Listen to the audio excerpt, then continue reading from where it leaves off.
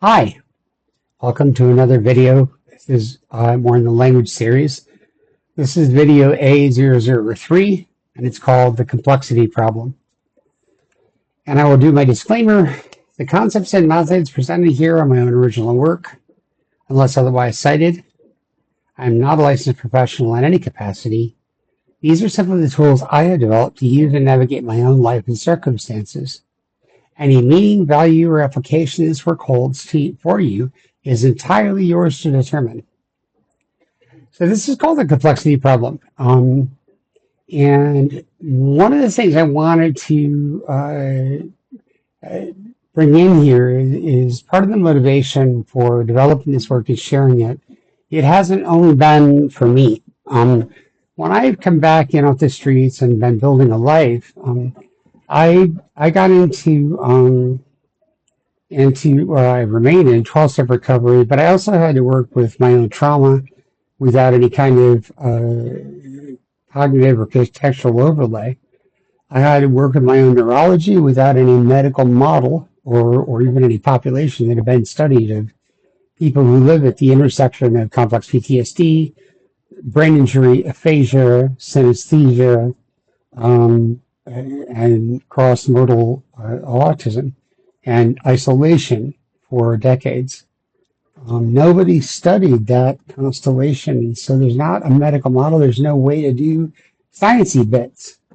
Some of the people have suggested doing partial models where you deal with the autistic part or you deal with the brain injury part, and it was incomprehensible to me because it's sort of like asking me to bring only, like, don't bring the gay part of myself, or don't bring the male part of myself, or, you know, like I can't differentiate like that because you don't have the scaffolding. There's no intuitive way to do that. There's no part of my consciousness that is not simultaneously all of those factors at once in a way that I can't parse out, because if I could parse out, I would not need the recovery. So it's been very frustrating. But the curious part was that as I was interacting with the rest of the world, I started to find out that people that don't have my constellation of experiences seem to struggle with many of the same problems.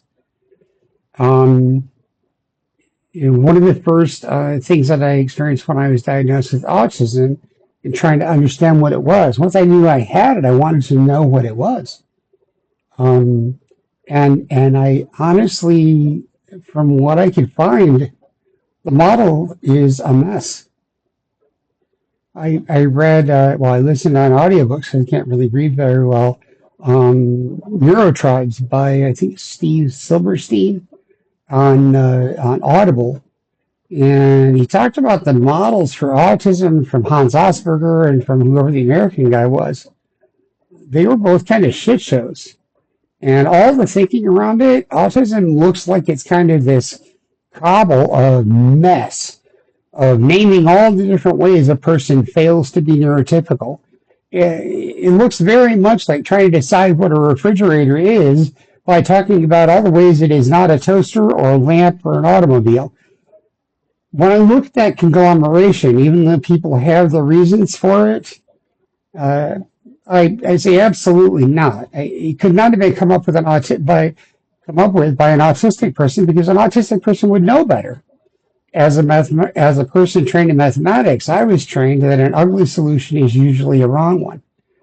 Now, I know that these things were used for parents of autistic people. I am the father of at least one autistic child. I know those struggles. However, the struggles of parenting do not justify maintaining a model that is a mess in terms of, for me, self-identification and self-understanding. So when I looked at it, I tried to develop my own understanding. Why is this happening? And it sort of like led me down a rabbit hole. And why does it seem like the challenges that people are classifying in autism are being seen in other walks of life? It doesn't seem that complicated, and it doesn't seem that singular either.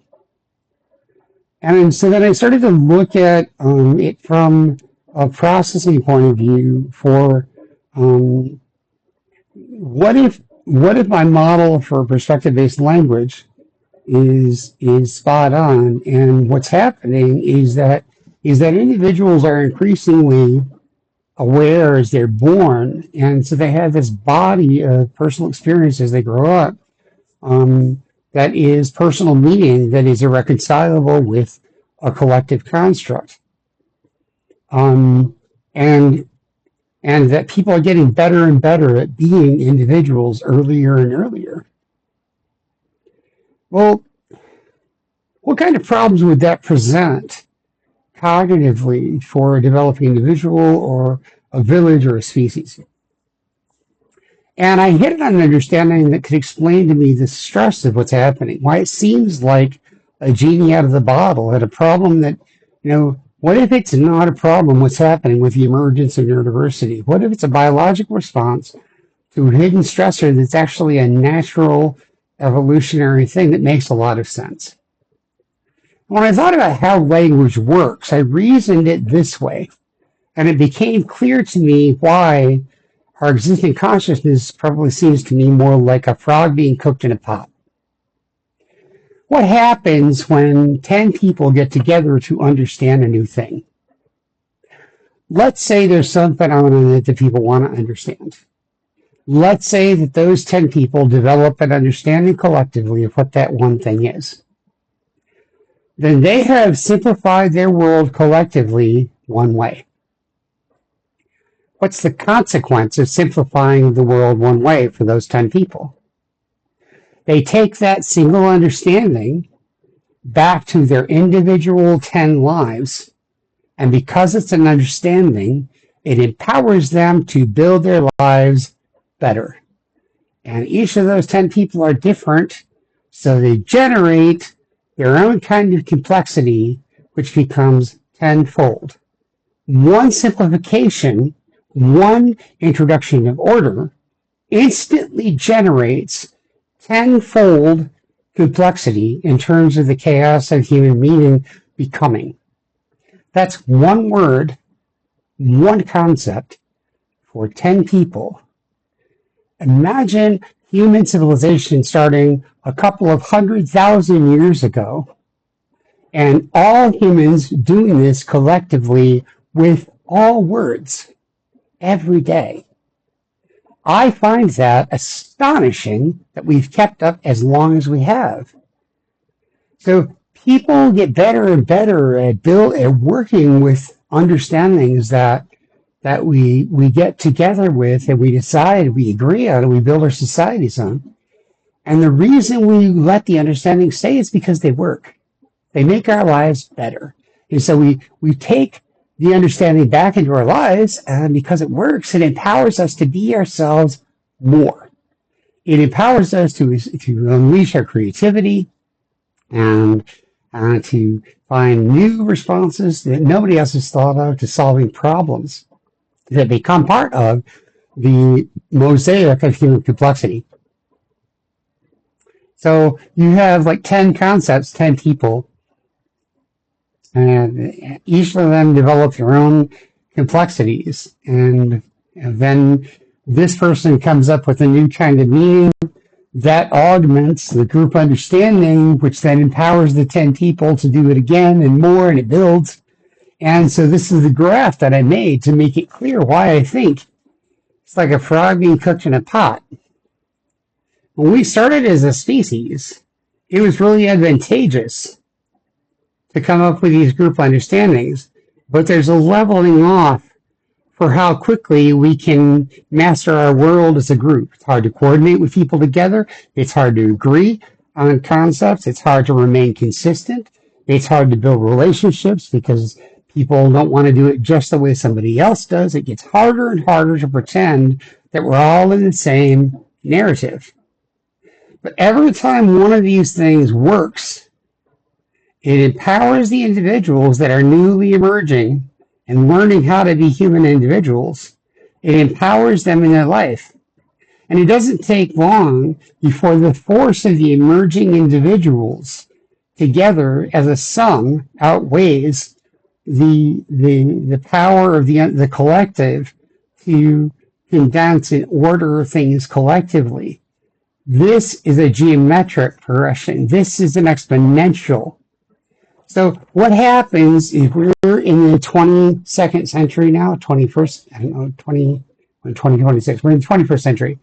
What happens if we're in the 21st century, but our ability to match individual understanding to keep up with collective, no, sorry, I got that backwards.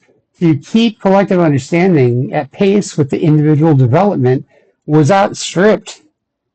Like here, what if this was about the 1700s? And we're over here, where the capacity of individuals to build meaning is way up here. But the capacity of the collective to build meaning together is still way down here. And this, we're getting better and better at being individuals. And this would explain a lot of things. It would explain why children increasingly are born, why a young person can come into the world with the ability to disassemble an iPad and put it back together. Why there is no fear about the changes, because not only because they're born into the thing that was developed, they don't experience the shift, but it could be that human beings are physiologically adapting to a kind of innate individuality, that we're biologically learning how to be who we are in a chemical way, an electrical way, not something that's constructed socially later. And so this is my guess that this is a biological adaptation, including neurodiversity, all these other different versions of human consciousness, that they're emerging as a response to the complexity problem. And it's not anything that's wrong. It's actually a success of our species that we develop collective understandings in a way that empowers all of us to live better. But the result of us living better lowers the threshold of cortisol and adrenaline and threat response, which helps individual people respond to their lives more creatively. When they do that, they increase the complexity of what there is to understand, and it works faster and faster and faster. And so different people, I believe, are coming into the world pre-adapted to their own way of processing so that it makes it more efficient. They have a way to sort of translate the old experience into the new adaptation. And so that's called the complexity problem.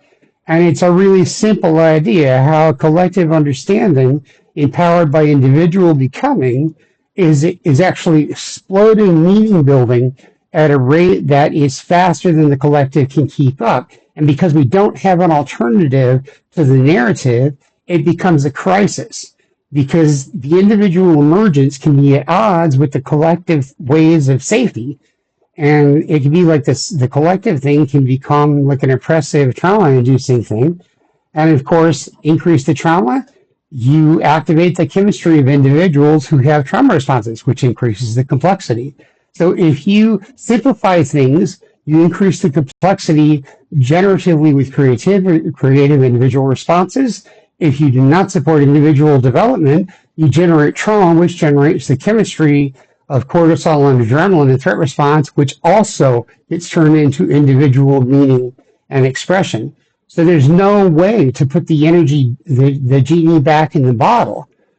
So this is one of the components that I've had for motivation and for developing the notions of complex meaning and transcontextual space, to find some apparatus to deal with the transition. It's not the only apparatus. Probably other people come up with their own ways, but this is what I've done because I don't think it's something that's just me. I think it's something that's happening around our world, and I feel like it's like winter.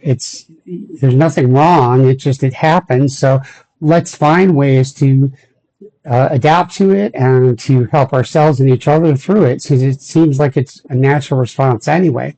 Prepare for winter or don't. I grew up near the Great Lakes. They give you a little shovel in kindergarten, push you out the door to the bus stop and say you're on your own. So anyway, that's the complexity problem. See you next time.